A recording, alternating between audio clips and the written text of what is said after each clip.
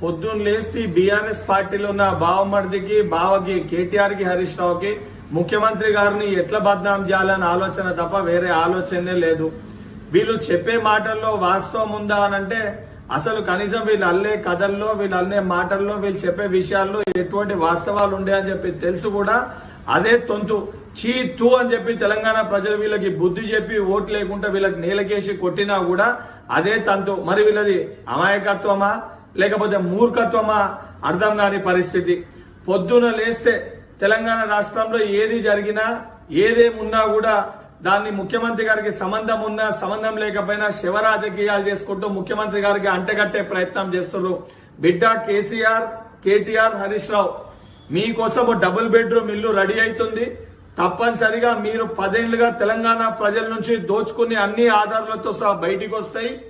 మీ స్కీములు స్కాములు ఏం చేసిరు అన్ని బయటికి వస్తాయి. మీరు డబుల్ బెడ్రూమ్ ఇల్లు గృహప్రవేశంకి తయారుగండి.